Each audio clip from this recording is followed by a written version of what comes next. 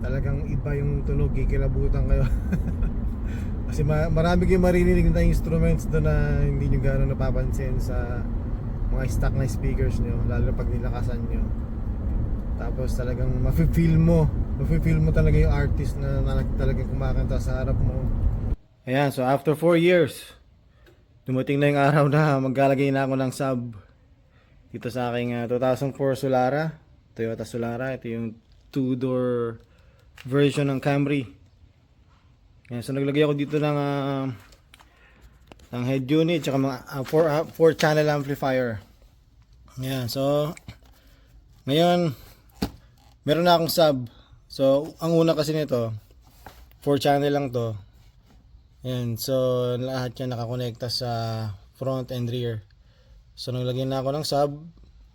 Ayan, so naka-bridge na siya. Ngayon itong mga speaker sa rear, sa panglikod ay wala na. Hindi na nakakonekta sa amp. Kasi ayokong bumili ng 5 channel amp. Ayoko na gumastos. So ginawa ko, binridge ko na lang. Yan, naka-bridge na siya. Yan, so ang gagawin ko ngayon dito sa speakers na to, sa speaker wires na ito, andun yung sa rear. Ayan, so ang gagawin ko ay i-connect ko siya sa high level input o high level output ng head unit na to para magamit ko pa rin siya. Tapos syempre itong RCA ko ilalagay ko dito sa pang sub niya. Tapos yung sub output nito, kukonekta ko yung RCA doon kasi para mas maganda yung signal. So yun, papakita ko pala sa inyo yung subwoofer na nabili ko.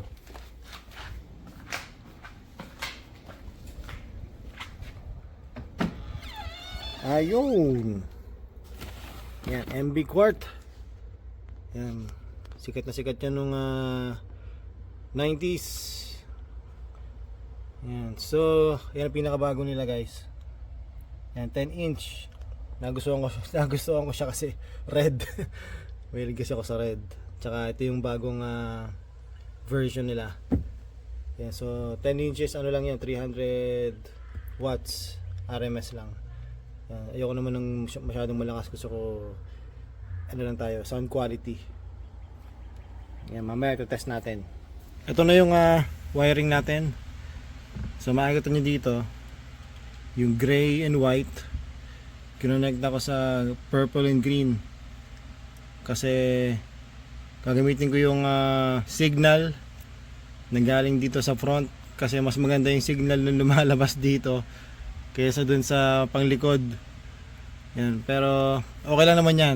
Pero yung speaker niyan sa likod pa rin, yung signal lang ang gagaling sa front. Ayan. Oh yun, nabalik ko na lahat. Ayan na siya. Ayan, so ito na yung aking amplifier. Ito na nga yung final. Ayan, wala na yung wire dito. Ayan, pinagapang na natin. Tapos ito na, naka-bridge na siya. Tapos front and yung left and right. Tapos yung sa rear, ang nagpapatunog doon yung front nito. Yan, kasi mas maganda yung signal na lumalabas doon.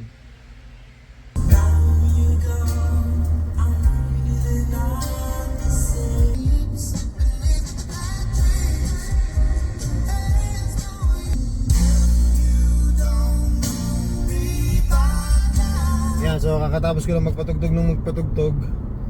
Naset ko na rin yung gains ulit, pati yung frequency, pati yung time alignment. Yung time alignment pala guys, kung di nyo alam, yun yung capability ng head unit na i-focus yung tunog sa harap mo lang mismo. So hindi mo siya, pag wala kasi nun, maririnig mo yung tunog, talagang maririnig mo yung tunog dun sa na lumalabas talaga dun sa speakers.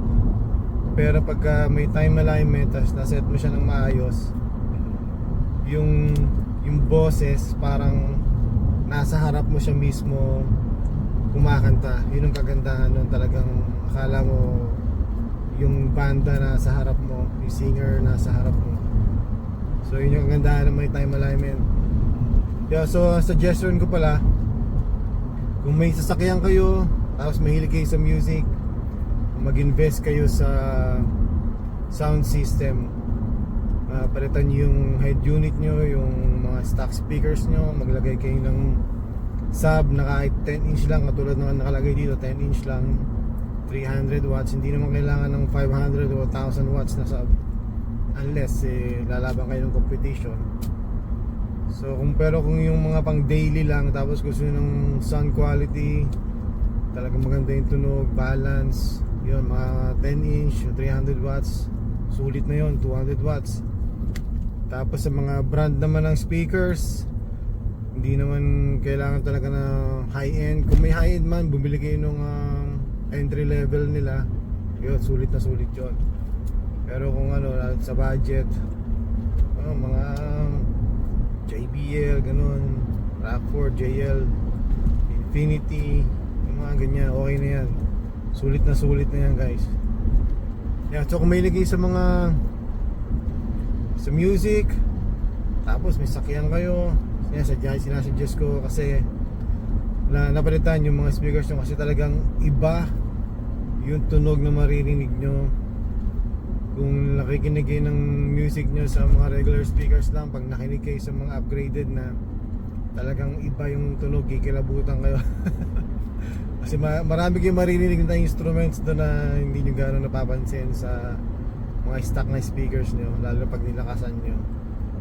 Tapos talagang mafe-feel mo talaga yung artist na talagang kumakanta sa harap mo. Mafe-feel mo yung mga musicians na yung mga instruments nila, yung lalo na yung bass guitar, drums, maririnig mo talagang ibang-iba yung dating.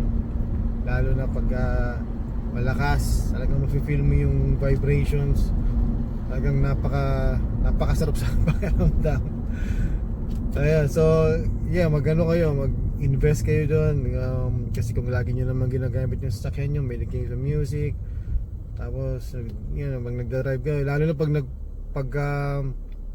may traffic and hindi na kayo ganong maiinis kasi meron na kayong pinaglilibangan. Ayun, so yan, kaya sinasuggest ko talaga.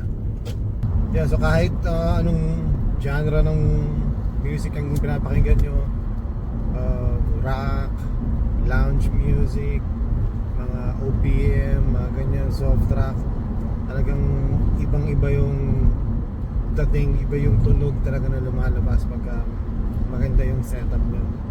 Yeah, so yun nga aking video ngayon, guys.